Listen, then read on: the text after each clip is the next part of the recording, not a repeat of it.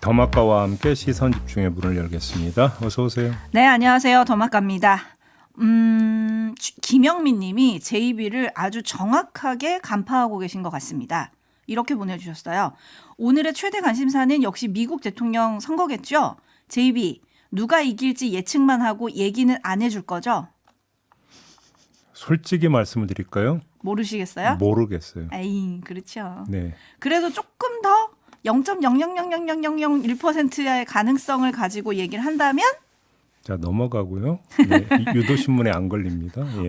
역시 제빈 틀릴까봐 예측 안 합니다. 박찬우님, 종배님 며칠 전에 아침 출근길 춥다고 히터 틀었던 애청자입니다. 저 오늘은 패딩 꺼내 입었습니다. 제이비 오늘은 진짜 추운 거 맞죠? 감기 조심하세요. 라고 보내주셨네요. 그렇죠. 뭐 감기 걸리면 나만 손해죠. 따뜻하게 지내세요. 네. 오늘 춥긴 춥더라고요. 예. 네.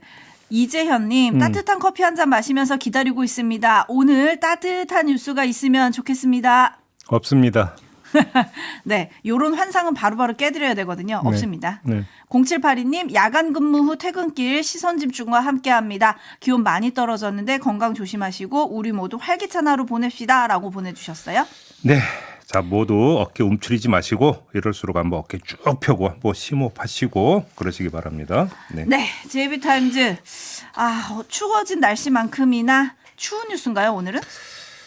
뉴스 토마토가 오늘 아침에 또 보도한 내용이 있습니다. 이거부터 좀 전해드려야 될 것 같은데요. 명태균 씨가 미래한국연구소에 지시해서 당원 지지 성향을 분석한 문건을 만들었다. 이런 요지의 보도가 되겠는데요. 자, 국민의힘 경선 과정에서 당원 명부가 미래한국연구소로 흘러갔다라는 얘기는 이미 전해드린 바 있지 않습니까? 당시 홍준표 캠프 측으로부터 입수를 했다 이런 보도는 이미 나왔었는데. 네, 그래서 여당이 당무감사까지 시작을 했죠. 그렇습니다. 그래서 미래한국연구소가 이 명부를 가지고 세 차례 미공표 여론조사를 실시를 했는데요. 1차 조사에서 3,450명, 2차 조사에서 5,044명, 3차 조사에서 3,001명이 응답을 했는데 도합 11,495명 응답을 했던 이 책임 당원들의 지지 성향, 응답을 했으니까 당연히 지지 성향은 나왔을 거 아닙니까? 이거를 분류해서 문건으로 작성을 했다는 건데요. 강혜경 씨가 명태균 씨의 지시로 성향 분석 문건을 만들었다고 이렇게 증언을 했다라는 겁니다. 자, 그러면 문건은 만들었는데 이걸 어떻게 이해를 해야 되는 거냐? 뭐 여러 가지 추정이 가능합니다만 그 가운데 하나의 그 추정이 뭐냐면 업계 용어가 있다고 합니다. 표본 쿠킹이라고 하는 용어가 있다고 하는데 네. 이게 표본 쿠킹에 해당이 될지를 지금 검증을 해야 된다는 목소리가 나오고 있는데 표본 쿠킹이 뭐냐? 특정 후보에게 유리한 결과를 내기 위해서 사전에 표본을 조작하는 작업을 표본 쿠킹이라고 한다는 겁니다. 그러면 이거를 당시 국민의힘의 대선 후보 경선에 대입을 하면 어떻게 되는 겁니까? 국민의힘 대선 경선에서는 일반 국민과 그다음에 당원 이렇게 나눠 가지고 경선 결과를 합산을 하지 않았습니까? 당시에 일반 국민 조사에서는 홍준표 후보가 이겼죠. 그렇죠. 그런데 당원 조사에서는 윤석열 후보가 이겼습니다. 네. 그런데 당원 조사 과정에서 만에 하나라도 지금 이 지지 성향이 분류된 문건이 활용이 됐다면 이건 대단히 심각한 문제가 되는 겁니다. 경선 조작에 해당이 될 수가 있다는 것이죠. 바로 이거를 좀 확인해 볼 필요가 있다는 건데 뉴스 토마토는 이 지지 성향 분석 문건이 당시 당대표였던 이준석 의원에게 전달된 것으로 추정된다. 지금 이런 보도까지 내놨습니다. 그러면 이건 추정이기 때문에 사실이라고 현재로서는 단정할 수가 없습니다. 확인이 필요한 부분인데 이게 이준석 당시 당대표에게 전달된 게 중요한 게 아니고요. 그러면 이것이 다시 또 이준석 당시 당대표를 통해서 또 다른 곳으로 흘러갔느냐. 예를 들어서 대표 경선 과정에서 이제 조사를 하는 거 아닙니까? 조사 실시기관으로 이게 흘러갔느냐. 이게 지금 핵심 문제가 되는 것이죠. 요걸 좀 검증을 해야 된다. 이런 이야기가 되겠습니다. 네, 일단 이 보도에 따르면 그 기관은 지금 부인을 하고 있는 거죠. 그렇습니다. 네, 그래서 이게 어떻게 될지 조금 살펴봐야 될 것 같고요. 또 근데 당무 감사는 어떻게 되고 있는 건가요? 그러니까요. 뒤에 시작했다는 얘기는 들었는데 그렇죠? 그렇습니다. 어떻게 되고 있다는 얘기를 듣질 못해가지고. 근데 이제 당무감사가 이렇게 되어버리면 이게 어떻게 흘러서 미래한국연구소로 가게 됐느냐에서 그치면 안 되는 것이고 어떻게 활용됐느냐, 쓰였느냐 이것까지 확인을 해야겠죠? 지금 그렇게 되는 것이죠. 이렇게 네. 돼버리면은 지금 뭐 당시 캠프 관계자뿐만 아니라 당 지도 체제, 그러니까 경선 관리 전반을 좀 들여다봐야 된다. 이런 얘기로 연결이 되는 것이겠죠. 이렇게 되면은 좀 문제가 커지는 것 같은데요. 그렇죠? 그렇습니다. 네, 명태균 씨 관련한 뉴스를 또 전해야 될 것 같습니다. 민주당이 어제 명태균 녹취 파일을 추가 공개를 했는데요. 하나만 딱 골라서 전해드리겠습니다. 2022년 4월 하순에 명태균 씨가 지인 A 씨와 나눈 대화 내용인데요. 이게 지금 녹취 파일이 부분적으로만 공개가 됐습니다. 그래서 온전하게 전해드릴 수는 없는데 이런 겁니다. 내용이. 그러니까 지인 A 씨가 사모님은 윤상현 의원한테 전화했지라고 명태균 씨에게 물어봅니다. 그러니까 명태균 씨가 나중에 저녁에 함성득이 갖고 난리치겠지. 자기 친구니까 이렇게 그러니까 대답을 하거든요. 그러니까 A 씨가 다시 함성득 교수도 어찌 보면 뒷북 맞은 거지라고 이야기를 합니다. 그러자 명 씨가 그러니까 윤상현이가 가서 또 울고불고 또 난리치겠지.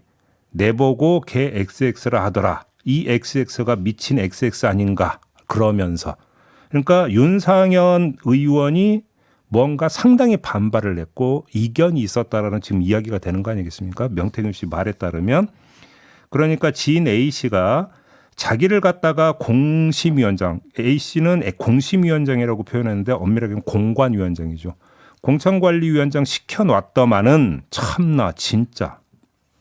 그러면 공관위원장을 누가 시켰다라는 겁니까? 자기들이 시켰다는 지금 얘기가 되는 거죠. 이에 명 씨가 고양이 앞에 생선을 맡겨도 유분수지라고 이렇게 대답을 하는 이런 녹취 파일이었습니다. 네. 자, 이 대화를 한번 정리를 해보면 이런 이야기가 성립이 됩니다. 1번 윤상현 의원의 공관위원장 임명 배경에 명태균, 김건희 라인이 있었다. 2번 명태균, 김건희 라인과 윤상현 의원 간에 뭔가 모종의 이견이 발생을 했다. 3번 이견과 관련해 김건희 여사가 윤상현 의원에게 연락을 했다. 정리를 하면 이런 이야기가 되는 것 아니겠습니까? 그러면 궁금해지는 게 이런 거죠. 그럼 명태균, 김건희 라인과 윤상현 의원 간의 이견은 도대체 무엇이었을까? 그것이 녹취 파일을 공개한 민주당은 김영선 공천 문제였다고 좀 판단을 했던데요. 이 판단을 따라가면 되살펴봐야 되는 그런 장면이 두 개가 나오게 됩니다. 어떤 거죠? 첫 번째, 윤석열 대통령의 육성을 다시 들어봅시다. 바로 이 대목인데요. 김영선이 좀 해보라 그랬는데 이게 말이 많네. 자, 당에서 말이 많다고 윤석열 대통령이 이야기를 하고 있습니다. 요 대목과 윤상현 의원이 울고불고 난리쳤다라고 하는 요 내용을 한번 연결을 지어볼 수 있을까요? 없을까요? 말이 많은 주체, 당 내에서 말이 많았다고 윤석열 대통령에게 얘기했는데 그렇게 말이 많았던 주체 가운데 한 명이 윤상현 의원일 가능성을 배제할 수가 없다. 먼저 이걸 추출해 내고요. 두 번째, 윤석열 대통령 육성 공개 후에 윤상현 의원이 해명을 했는데요. 공관위에서 들고 갔다라는 대목이 있지 않았습니까? 윤석열 대통령 육성에 이 부분에 대한 해명이었는데요. 들어보시죠. 저는 100% 가져간 적이 없어요. 자, 조금 전 들었던 대화 내용에 깔린 말을 안 듣는 윤상현 의원에 대한 불만과 나는 아니다는 윤상현 의원의 해명은 맥이 같습니다. 연결이 되고 있습니다. 물론 최종적으로는 김영선 의원이 공천이 되긴 했지만 과정에서 뭔가 삐걱거리는 부분들이 노정이 됐고 그게 지금 명태균 씨와 지인 A 씨 간의 대화에서 지금 고스란히 담겨 있는 것 아니냐. 이런 추정이 성립이 된다라는 겁니다. 다시 한번 종합해서 말씀을 드리면 김영선 공천에 대해서 공관위 내부에서 뭔가 이견 내지 반발이 있었고 이 이견 내지 반발을 누르기 위해서 윤석열 대통령은 물론 김건희 여사까지 나섰다라고 하는 추정이 성립이 된다. 이런 이야기가 되고 있습니다. 네, 관련해서 윤석열 의원은 어제 한 인터뷰에서 뭐 이게 명태균 씨가 소위 말해서 과시하는 게 많다. 이걸 가지고 계속 민주당이 긁어먹을 거다. 그러면서 윤석열 대통령 또 김 여사를 계속 때릴 거고 이게 이제 이 사람들의 탄핵 시나리오의 일종이다. 뭐 이런 식으로 근데 반론을 펴긴 했네요. 어제 공개된 대화 내용을 보면 명 씨가 먼저 과시성 발언을 하는 게 아니라 지인 A 씨가 사모님은 윤상현 의원한테 전화했지라고 지금 먼저 물어보잖아요. 이 얘기는 무슨 얘기입니까? 그럼 사전에 또 뭔가 이 두 사람이 대화가 있었다는 얘기가 돼요. 있었던 얘기죠. 그 앞 얘기가 사실은 더 궁금하긴 합니다. 그렇죠. 그렇게 되는 일단 이 요점까지 좀 확인을 하고 좀 넘어가겠습니다. 네, 4338님이 매일 터지는 녹취로 이제는 놀랍지도 않습니다. 라고 해주셨는데 네. 명태균 씨 얘기 나왔으니까 모레 검찰에 출석을 한다고 하지요. 그렇습니다. 뭐 예정된 수순인데요. 중요한 건 명 씨의 혐의 입증이 가능하냐 이거 아니겠습니까? 그렇죠. 이 점과 관련해서 다시 한번 압수수색을 지적하지 않을 수 없는데요. 하나하나 살펴보겠습니다. 첫 번째 사례. 검찰은 9월 30일에 명태균 씨 자택 등을 압수수색을 하는데 명태균 씨는 그 6일 전인 9월 24일에 처남에게 휴대전화를 건넸다고 합니다. 그래서 지난달 31일 또다시 압수수색에 나서서 처남의 자택과 직장까지 뒤졌지만 명태균 씨 휴대전화는 찾지 못했다고 합니다. 이게 첫 번째 사례고요. 두 번째, 검찰은 지난달 초중순에 미래한국연구소 짐이 보관돼 있었던 명 씨 지인 B 씨의 소유 건물을 압수수색을 했는데 건물 관계자가 전화하길 검찰이 오기 한 달 전쯤에 사람들이 와서 이미 다른 짐을 다 빼버렸다라고 전했습니다. 자, 요 사례 두 가지를 전해드렸는데 한마디로 검찰은 기었고 명태균은 날았다. 이런 이야기가 되는 거 아니겠습니까? 그래서 뒷북이라는 얘기니까 지금 비판을 받고 있는 거고요. 딱 하나만 뽑아서 다시 한번 살펴보겠습니다. 검찰이 명 씨 휴대전화를 확보하기 위해서 압수수색을 실시한 건 9월 30일과 10월 31일 두 차례입니다. 1차 압수수색에서 2차 압수수색까지 딱 한 달이 걸렸습니다. 1차 압수수색에서 허탕을 친 후 한 달 동안 손 놓고 있었다는 얘기가 되겠습니다. 휴대전화를 어디에 숨겼다면 최우선으로 탐문 대상이 되었어야 할 친인척조차 제대로 살피지 않았고 결국은 그 사이에 명태균 씨와 처남 사이 휴대전화가 오고 가고 이랬다라는 이야기가 되는 거 아니겠습니까? 이건 검찰이 거의 손 놓고 있었다라고밖에 볼 수가 없는 겁니다. 이런 검찰이 명태균 씨가 출석한다고 해서 정밀하게 송곳 같은 신문을 해가지고 혐의를 입증할 수 있겠느냐 물음표 달 수밖에 없는 거 아니겠습니까? 네, 국감장에서 창원지검장이었나요? 단내나게 수사하고 있다. 뭐 라고 입에서 했었죠. 단내가 났는지 안 났는지는 모르겠습니다만 발에 불이 나지 않은 건 분명한 사실이다. 이 말씀을 말씀드리겠습니다. 네, 어제 나온 뉴스로는 지금 수사팀에 검사 4명을 더 추가 파견했다는 거 아니겠습니까? 근데 그러면서 굳이 특별수사팀은 아니다 또 이렇게 해명을 했다고 하는데 네. 이미 놓쳐버린 시간을 되돌릴 수 있을 거냐 이게 좀 궁금해지고요. 명태균 씨 변호사는 어제 이런 얘기도 했습니다. 의혹을 반박할 강혜경 씨와 미래연구소 현재 소장의 음성을 갖고 있다. 검찰에 가서 들려줄 거다라고 했는데 과연 반박이 될지 이것도 좀 지켜봐야 될 것 같고요. 그거를 검찰에 가서 들려준다는 말이 성립이 되는 거군요. 네? 근데 또 오히려 거꾸로 검찰이 들려주면서 어떻게 된 거냐고 신문을 해야 되는 거 아닙니까? 거꾸로? 네, 그렇게 얘기를 했다고 합니다. 검찰에 출석해서 들려줄 거라서 기자한테는 공개하지 않겠다. 근데 이거에 대해서 또 강혜경 씨는 오히려 명 씨에게 불리한 증거가 나올 거다. 명태균 씨가 윽박 지르는 음성이다. 이렇게 또 반박을 해서요. 어떤 얘기가 될지 좀 지켜봐야 될 것 같고.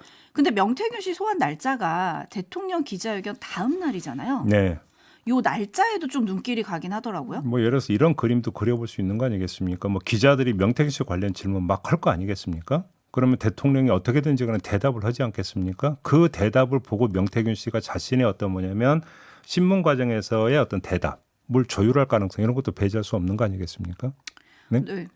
근데 지금 검찰 수사 말씀해 주셨지만 일단 지금 금요일 날 나가는 거는 혐의가 정치자금법 위반이죠. 그렇습니다. 그럼 이 공천 개입 의혹이나 그 대선 여론 조작 이거 문제나 이런 것들까지 다 포괄해서 아니 수사를 하는 겁니까? 이미 여러 차례 말씀을 드렸잖아요. 경남 상관위가 고발 수사의라는 게 지난해 12월 중순인데 9달 동안 손 놓고 있다가 자 이제 이게 언론 보도로 이제 폭로가 되고 그러니까 이슈가 되니까 그제서야 수사하겠다고 했는데 공소시효 다 돼가지고 선거법 적용 못합니다. 그래서 정치자금법 위반 혐의에 대해서 수사하겠습니다고 검찰이 밝혔잖아요.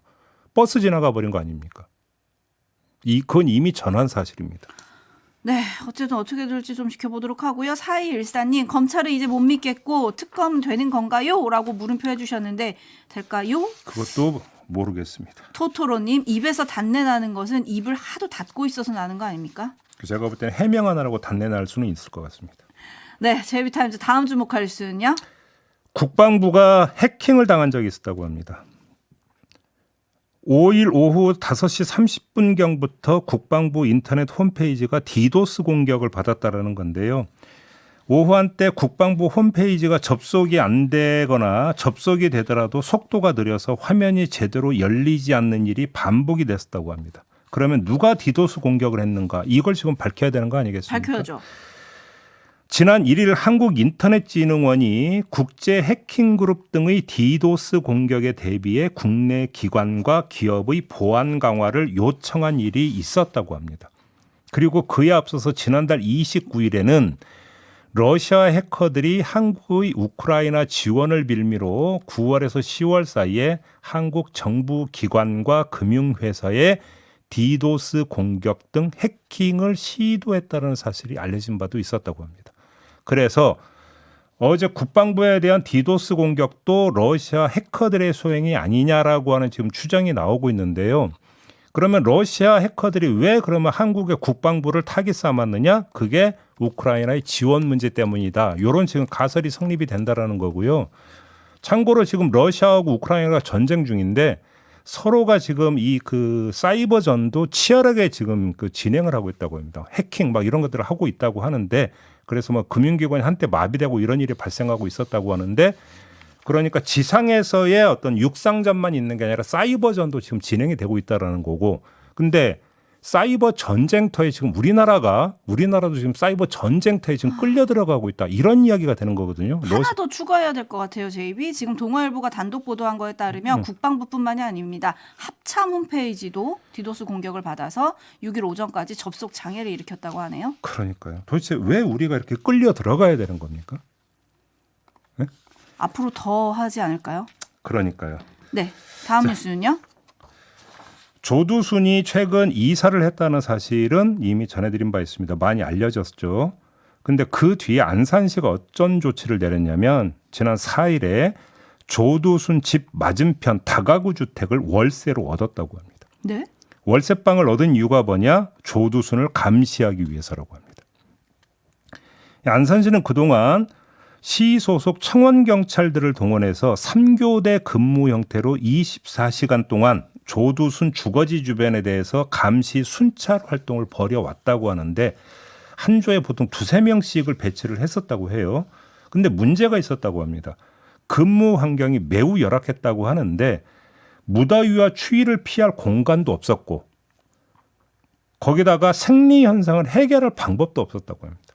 그래서 인근 경로당 시설을 이용하는 뭐 이런 현상까지 그러니까 빚어졌다고 하는데 그래서 이참에 아예 근무 공간을 마련했다. 이런 이야기가 되는 겁니다. 자, 경찰도 여러 명 투입해서 순찰을 강화하고 있다는 소식 나왔습니다. 근데 경찰이 투입이 된 것뿐만 아니라 안산시가 소속 청원 경찰들을 최소 2-3명씩 3개조로 운영을 했으니까 도대체 도합 몇 명이 되는 겁니까?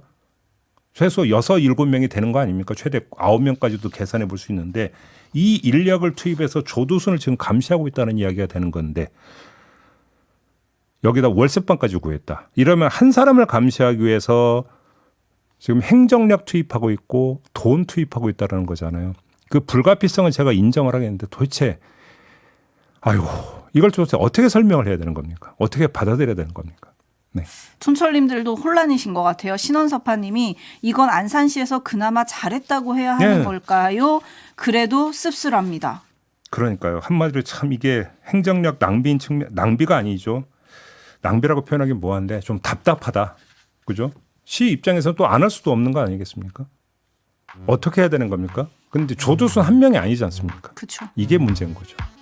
마무리하죠. 더마카 수고하셨습니다. 고맙습니다.